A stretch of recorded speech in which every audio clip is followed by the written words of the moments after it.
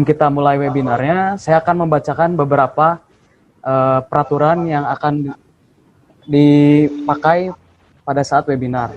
Yang pertama, pada saat narasumber memaparkan materinya, diharapkan para peserta untuk mematikan mikrofonnya terlebih dahulu. Lalu yang kedua, setelah pemateri memberikan materinya, peserta belum diperbolehkan untuk bertanya. Nah, sesi tanya jawab akan kita lakukan pada room selanjutnya di sesi tanya jawab. Kurang lebih seperti itu. Oke. Webinar akan kita mulai. Pak Simon, siap? Siap. Oke, Pak. Siap. Oke, kita mulai. Selamat malam Sobat Idola. Apa kabar? Perkenalkan, nama saya Roy Samosir yang akan membantu jalannya webinar pada malam hari ini. Nah, diskusi kita hari ini akan membahas bagaimana cara melipat gandakan omset bisnis snack yang akan disampaikan oleh Bapak Simon Sembiring selaku owner PT Idola Snack Jaya. Waktu dan tempat saya persilakan.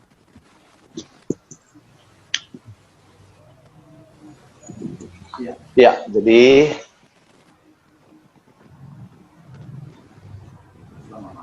selamat malam saya ucapkan kepada peserta webinar dan saya ucapkan terima kasih atas partisipasinya yang telah bergabung bersama kita pada malam ini. Nah, saya sangat bersyukur bisa berbagi pengalaman bagi Sobat Idola dimanapun berada. Ya, jadi pada malam ini kita telah mengangkat temanya, yaitu bagaimana cara melipat gandakan omset bisnis snack.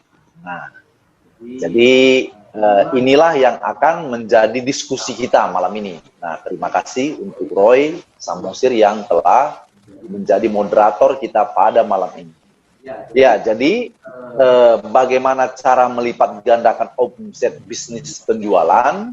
Nah, jadi kita sudah menyiapkan slide-nya. Oke, langsung next. Ya, sebelum kita memasuki, sebelum saya memaparkan satu persatu bagaimana cara untuk melipat gandakan omset penjualan. Nah, mungkin Sobat Idola yang menjadi peserta webinar kita kali ini belum mengenal siapa saya. Nah, jadi di sini secara singkat akan saya sampaikan autobiografi saya secara singkat. Nah, jadi saya adalah berawal dari seorang buruh pabrik ya, yang memang sudah lama bekerja, artinya saya bekerja selama 19 tahun. Ya, jadi karena posisi karyawan, nah kita bekerja itu selama posisi 10 tahun, itu udah merasa jenuh ya. Nah, mungkin juga Sobat Idola di luar sana, jika pernah menjadi karyawan, ya mungkin gak nyampe 10 tahun gitu.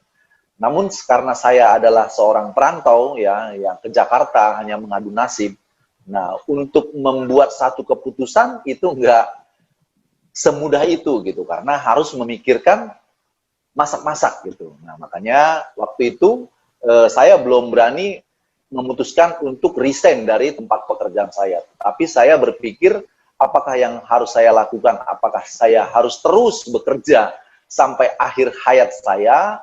Nah, tapi waktu itu saya menjawabnya tidak gitu. Nah, karena memang perusahaan pabrik yang tempat saya bekerja memang cukup bagus gitu. Maksudnya bagus, ya memberikan banyak fasilitas gitu. Bahkan makanya sampai banyak orang yang sampai akhir hayat, artinya sampai pensiun, umur 60 tahun baru keluar dari pabrik, mulai mereka dari bujangan, artinya belum berkeluarga. Nah, jadi itulah singkat cerita mengenai saya adalah bekerja di pabrik. Nah, jadi keputusan saya itu untuk mulai berusaha, ya waktu itu saya mencoba untuk membawa snack ke tempat pekerjaan gitu. Nah, kurang lebih 1 bulan saya lakukan, ternyata di pabrik memang cukup laku gitu, apa aja laku memang ya. Nah, penasaran dengan itu, saya coba untuk memasarkannya di luar gitu. Nah, jadi setelah pulang kerja, saya coba pasarkan, artinya saya titipkan di warung-warung, kurang lebih waktu itu sekitar 6 bulan. Saya coba gitu. Nah, ternyata apa yang saya lakukan itu ternyata bisa memberikan hasil gitu ya. Jadi membuat saya lebih berpacu lagi, sehingga nggak hanya menitipkan di warung-warung, saya juga coba untuk berjualan di pasar malam. Nah, saya ikutin pasar malam juga, sampai tangan saya waktu itu pertama jualan itu gemeter gitu, karena memang kita nggak pernah jualan gitu. Nah, tapi waktu itu kurang lebih 3 bulan lah saya ngikutin jualan di pasar malam, setiap kadang seminggu 2 kali gitu ya kan, nah, setiap malam Sabtu dan malam Minggu. Nah, jadi di situ waktu saya pulang kerja setengah hari gitu, saya jualan pasar malam. Nah, selanjutnya juga setelah itu semua saya lalui, saya berpikir, nah kalau begini terus, saya kan ingin maju gitu ya. Jadi bagaimana caranya supaya maju? Akhirnya saya memberanikan diri untuk membuka kios kecil. Nah, jadi waktu itu saya buka kios kecil 2x3. Boleh dibilang kontrak 2 kali, kemudian waktu itu masih 2.500.000 lah, ibaratnya sewa tempat setahun gitu. Dan modal waktu itu kurang lebih sekitar 5 jutaan modal kuenya gitu. Nah, snacknya sama kuenya itu, snack dengan peralatannya itu tadi, peralatannya dari kayu, kita bikin rak-raknya ya. Nah, kurang lebih 5 jutaan.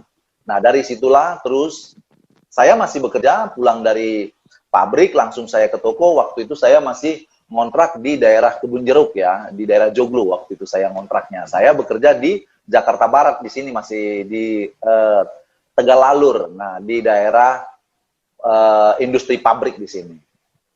Nah, jadi dari situlah makanya saya akhirnya berkembang, kurang lebih 3 tahun saya harus mencari tempat yang lebih besar, karena usaha ini berkembang gitu. Karena itu yang 3x4 tadi udah nggak muat gitu.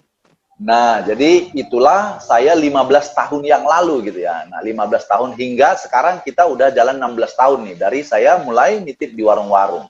Nah, sekarang level kita sudah di distributor ya, saat ini.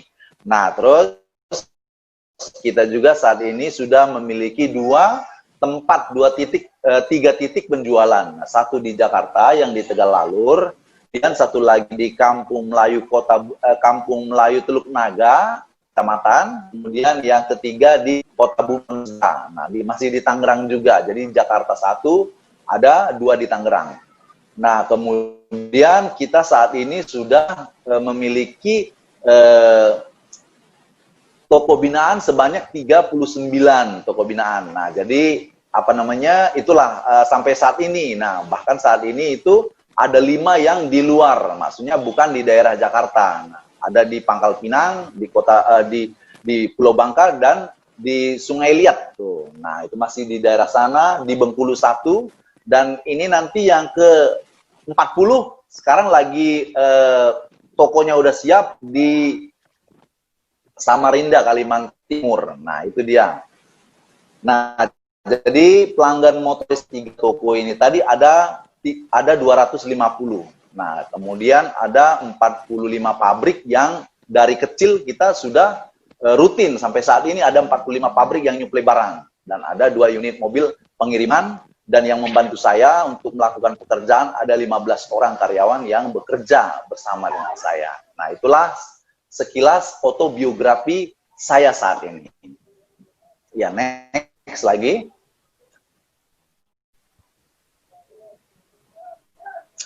Jadi, sebelum kita masuk kepada bagaimana lipat gandakan omset penjualan, saya juga saat ini yang kita miliki ada 3 program kemitraan yang kita bangun saat ini. Itu dari awal bagaimana saya mencapai hingga saat ini. Saya juga saat ini sudah mempatenkan gitu. Artinya kita sudah tiga program kemitraan kita sudah buat. Kalau itu hanya lisan saja, tapi saat ini kita patenkan. Artinya sudah kita buat sistemnya semua secara. Yang pertama yaitu membuka bimbingan dan pelatihan kerja untuk minimal lulusan SLTA. Nah, jadi kita merekrut karyawan itu dengan membuka bimbingan dan pelatihan kerja. Nah, jadi usianya ini ada ketentuannya usia 18 sampai 25 tahun dan belum berkeluarga. Nah, dengan gaji per bulan kita berikan mereka 3 juta per bulan. Jadi ini punya rencana gitu, punya tujuan. Nah, tujuannya paling lama kerja cuma 2 tahun. Nah, jadi kalau dia udah kerja 2 tahun, dia sudah memiliki tabungan selama 1 bulan 1 juta. Jadi kalau sudah 2 tahun berarti dia udah punya tabungan sebesar 24 juta. Nah, jadi modal yang 24 juta inilah yang dipakai untuk sewa tempat dan peralatan. Nah, karena untuk membuka toko itu kan yang dibutuhkan 3 komponen. Yang pertama, sewa tempat. Yang kedua, peralatan, artinya rak, semua meja kursi dan lain-lain. Dan yang ketiga, modal barang. Nah, jadi modal barangnya kita yang akan memberikan modal barangnya gitu. Dengan cara pengembalian tanpa bunga. Jadi dalam sebulan keuntungannya dikembalikan 1 juta. Nah, tapi itu juga tidak kita akan melihat perkembangannya gitu. Kalau memang belum bisa 1 juta, ya juga tidak kita paksakan. Tapi dari pengalaman kita bahwa kalau udah modalnya itu 20 juta, itu sudah pasti bisa. Nah, dari pengalaman kita.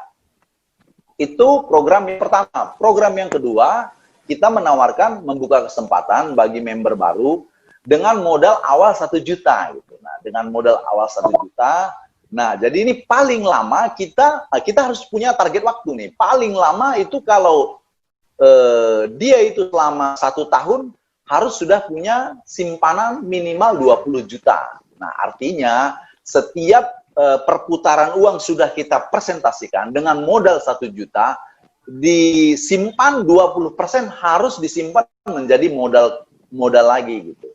Nah, artinya itu tadi modal 1 juta kalau kita berbisnis snack ini kan ada yang 100, ada yang 50, minimal 50. Jadi kita anggap saja yang bisa disimpan adalah 20%. Nah, jadi yang 20% itu dijadikan modal kembali. Nah, itu nanti pada video saya di YouTube sudah ada bagaimana persentase untuk menjadikan modal 1 juta menjadi ratusan juta. Nah, begitu dia. Nah, jadi setelah 1 tahun, nah, jadi sama halnya dengan program yang pertama. Jadi program yang pertama tadi dia punya tabungan untuk sewa tempat dan peralatan. Nah, kemudian barangnya kita yang akan memberikan bantuan barangnya. Nah, kita yang mensuplai semua barangnya. Nah, terus yang ketiga, nah ini yang saat ini memang ada beberapa yang bergabung bersama kita. Mereka punya modal tetapi belum paham cara mengelolanya. Nah, jadi karena memang bisnis snack ini tadi kan ya punya teknik tersendiri gitu dia ya. Jadi bagaimana cara memulai dan mengembangkannya gitu. Nah, jadi ada beberapa juga yang punya modal tapi dia belum bisa untuk mengembangkannya. Nah, jadi ini kita akan memberikan panduan mulai dari mencari tempat yang strategis yang cocok sampai dengan bagaimana cara pengemasan, kemudian rumus gramasinya kalau dia itu membuat kemasan. Nah, membuat toko yang bagus, maksudnya layoutnya yang bagus, rak-raknya yang rapi ya kan. Kalau belum ada pengalaman pasti kan bisa jadi salah gitu. Nah, bagaimana cara terhemat gitu kan. Nah, itu akan kita berikan panduan kepada yang member yang ingin membuka toko tadi dengan maksimal 6 bulan. Ketika 6 bulan sudah berjalan, nah kita sudah bisa mulai membantu permodalannya. Artinya dengan barang kita mungkin berikan tukar nota, seperti itu dia. Jadi kalau dia nanti sampai setahun dan ingin membuka cabang lagi, nah jadi kita sudah siap untuk membantu berupa barang yang kita berikan kepada dia tanpa bunga juga. Nah, seperti itu. Ya, jadi itulah 3 program kemitraan yang kita tawarkan bagi Sobat Idola siapa saja. Nah, tentu ini semua ada secara ketentuannya. Oke, next.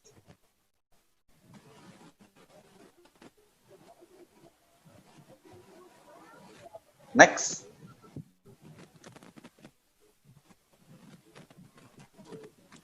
Apa keputus? Belum nyampe ya? Ya, jadi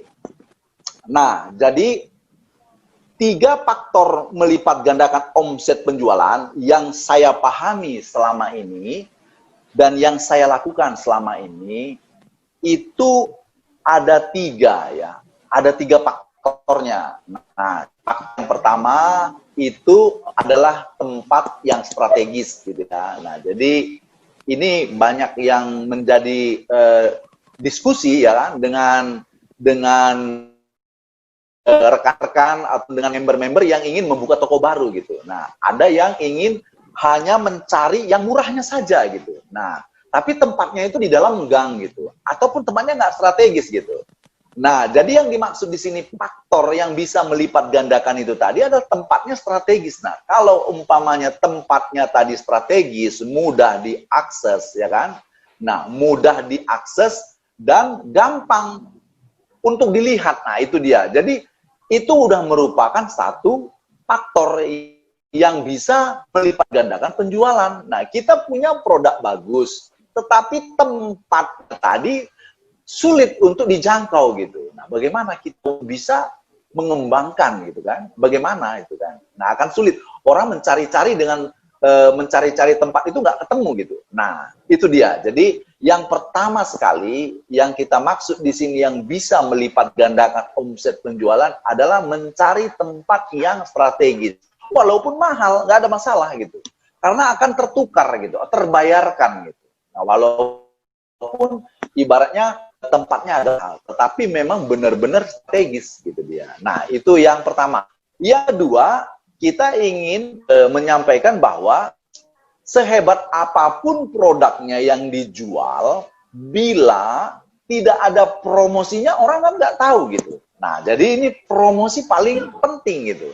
Bagaimana kita mempromosikannya dari hal-hal yang terkecil gitu. Nah, contohnya, ya paling nggak bikin spanduk, ya bikin banner gitu. Nah, itu hal-hal yang terkecil. Kalau saya setiap tahun juga bikin kalender gitu. Nah, jadi orang itu anggap sepele itu kalender ya. Tapi itu apa namanya iklan setahun gitu. Saya berikan kepada konsumen atau kepada pelanggan-pelanggan. Kita cetak sampai dengan 500 kalender tiap tahun. Kita cetak tuh kalender. Jadi artinya kalender itu kan dipajang di rumah.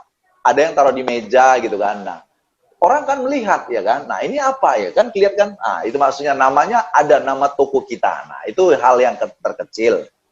Nah, yang kedua, saat sekarang itu kita juga harus bisa membuat iklan di internet. Nah, karena sekarang memang zamannya zaman digital ya. Jadi semua orang begitu banyak orang yang masuk ke internet. Jadi kita menawarkan produk kita juga harus di internet gitu. Nah, jadi itulah dia apa namanya cara untuk mempromosikannya yang sederhana sekali, bisa juga ya melalui Facebook, profil kita, atau melalui IG gitu kan. Hanya trik-triknya saja kalau kita mau yang organik gitu. Kalau kita ingin berbayar, nah itu kita harus belajar bagaimana tekniknya membuat Facebook Ad gitu ya. Jadi supaya itu lebih menjangkau lagi gitu dia. Nah, kalau dihitung-hitung sekarang antara membuat Facebook beriklan di Facebook dengan membuat brosur-brosur sudah akan lebih efektif membuat iklan di Facebook. Nah, begitu kira-kira. Jadi, bagaimanapun produk kita tanpa promosi, itu juga sulit untuk maju. Nah, dan yang terakhir, faktornya adalah kreativitas. Nah, ini yang sering diabaikan ataupun terabaikan. Nah, faktor kreativitas itu adalah nilai tambah gitu. Nah, jadi banyak orang yang berusaha, ya kan? Nah, nggak sampai 5 tahun udah pada tutup. Nah, ada sebagian yang berani bisa lolos, ibaratnya 5 tahun, ada juga yang 10-20 tahun. Tapi usahanya seperti itu aja gitu, nggak ada perkembangannya gitu. Nah, seperti itu aja yang mengelolanya dia, yang belanja dia, yang menjaga dia, yang kasir dia, semuanya dipegang sendiri. Nah, itu artinya nggak sehat. Nah, jadi yang kita maksud di sini bagaimana? Nah, khusus untuk bisnis snack yang kita lakukan, nilai tambahnya itu mulai dari barang yang kita jual. Barang yang kita jual itu ya utamakan mencari barang itu yang memang bisa bisa masuk ke semua kalangan. Nah, itu yang nilai tambahnya tuh. Jadi harus bisa. Nah, soalnya ada orang yang memang menjual barang yang tertentu gitu. Nah, tapi barang itu nggak semua kalangan bisa terjangkau gitu. Nah, contohnya ya kan, ada yang menjual kacang mede, kacang almond, ya kacang pistachio khusus yang memang yang mahal-mahal gitu.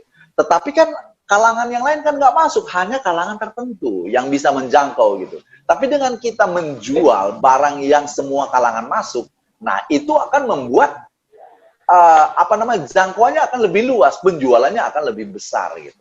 Nah itu mungkin dari sisi barang. Kemudian dari sisi yang lain, nah sisi kemasan gitu. Nah, jadi dari sisi kemasan kita juga harus bisa membuat brand sendiri gitu. Nah tapi itu tahap keduanya, karena tahap pertama banyak juga dari yang teman-teman ataupun member baru, Pak saya mau bikin merek saya Pak.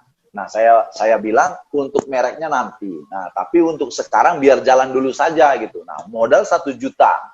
Nah kalau untuk membuat plastik yang bermerek satu warna aja kita beli filmnya itu 1,5 juta gitu kan. Nah jadi kan belum pas. Ataupun kalau bikin seumpama dia bikin pakai yang ditempel lah begitu dia ya. Nah kalaupun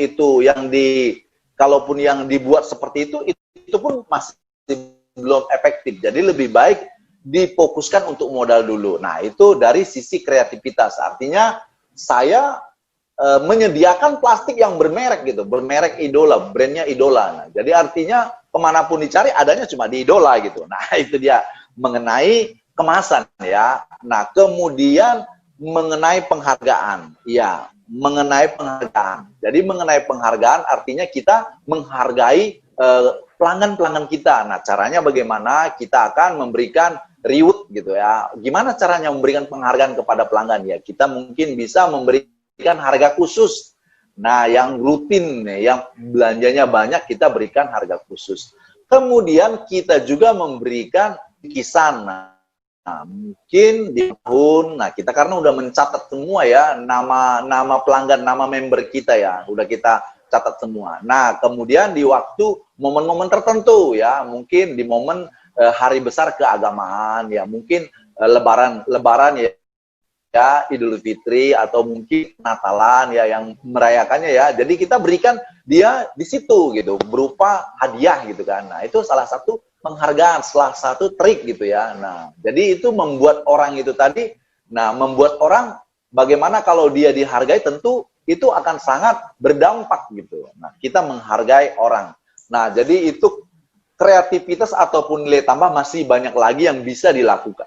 Tapi secara garis besarnya faktor-faktor yang membuat bisa melipat gandakan tadi, faktornya nih ya, faktornya ya, itulah yang mungkin saya lakukan selama ini. Oke, next.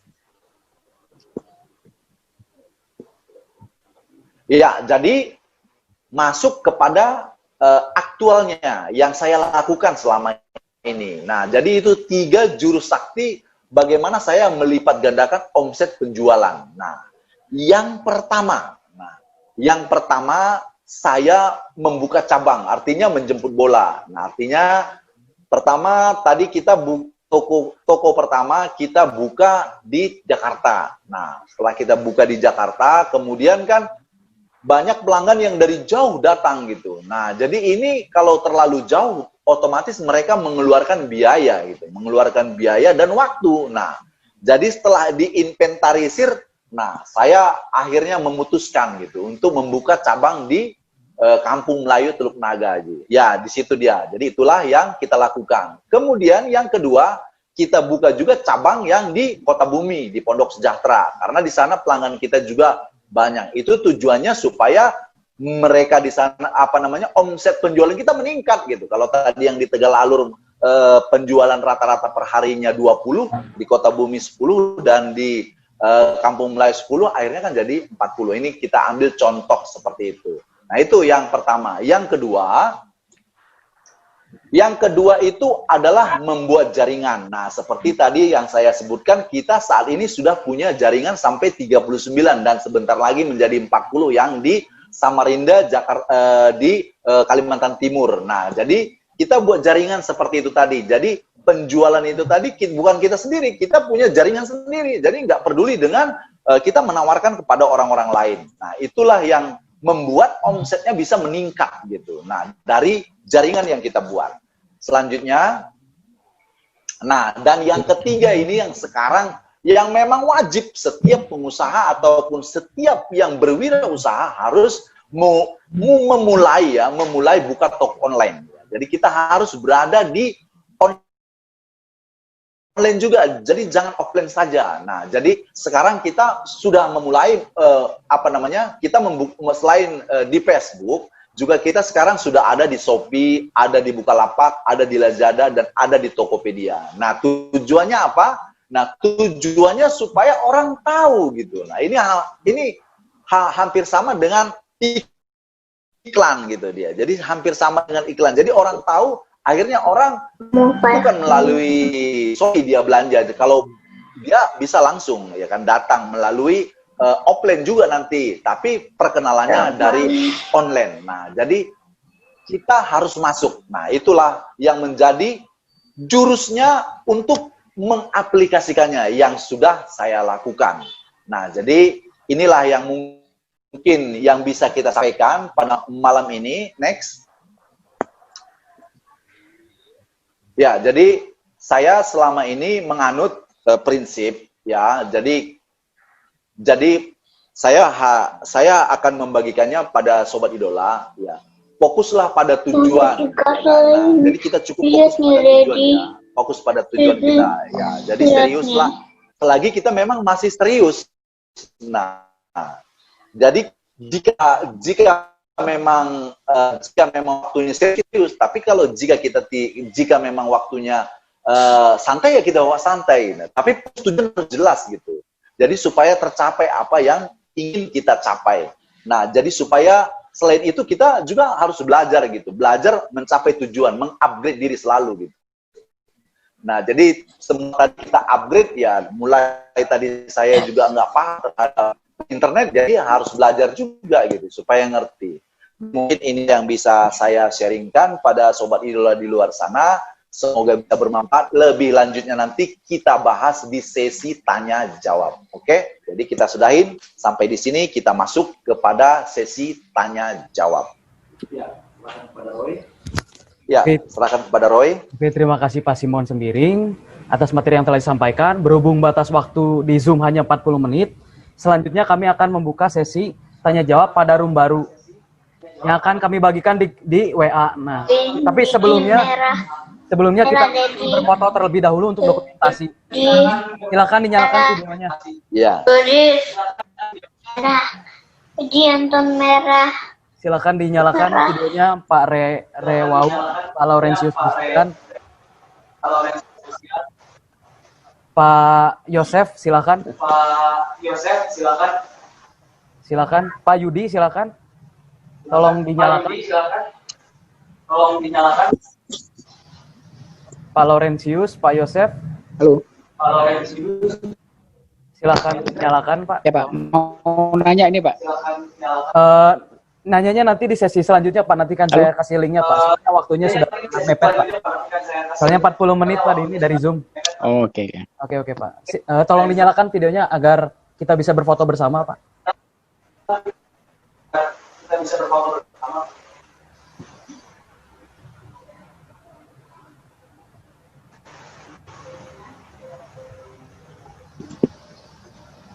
Pak Rewau, silakan dinyalakan, Pak. Tolong sama Pak Rewau, silakan dinyalakan, Pak. Pak Laurentius Christian sama Bu Arum, silakan nyalakan videonya biar kita bisa berfoto bersama. Pak Laurentius Christian sama Bu Arum, silakan nyalakan videonya biar kita bisa berfoto bersama. Pak Rewau. Sudah. Halo, Pak. Selamat malam, Pak Rewau. Pak Rewau. Halo, Pak. Selamat malam, Pak Rewau. Tolong nyalakan, Pak. Selamat malam. Kebetulan suami saya lagi ada ini. Oh, ya sudah, tidak apa-apa, Ibu. Terima kasih, Ibu. Bu Arum, silakan dinyalakan, Ibu Arum.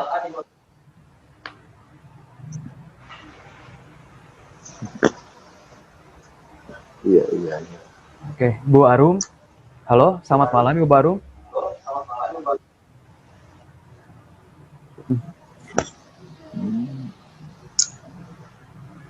Oke, Bu Arum, apakah masih merespon? Halo?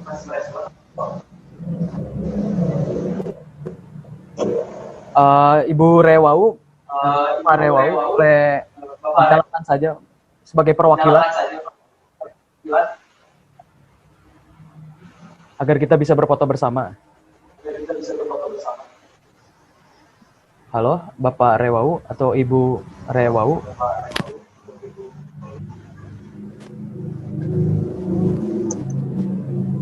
Halo, selamat malam. Halo. Oke, sepertinya sedang keluar.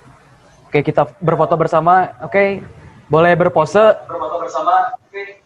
Boleh berpose. 3, 2, 3, 2, cheese. Oke, thank you semuanya. Nanti untuk sesi selanjutnya, Thank you semuanya. Nanti untuk sesi selanjutnya, saya akan membagikan linknya melalui WA. Ditunggu. saya akan membagikan linknya melalui WA. Selamat malam. Selamat malam. Oke, selamat malam.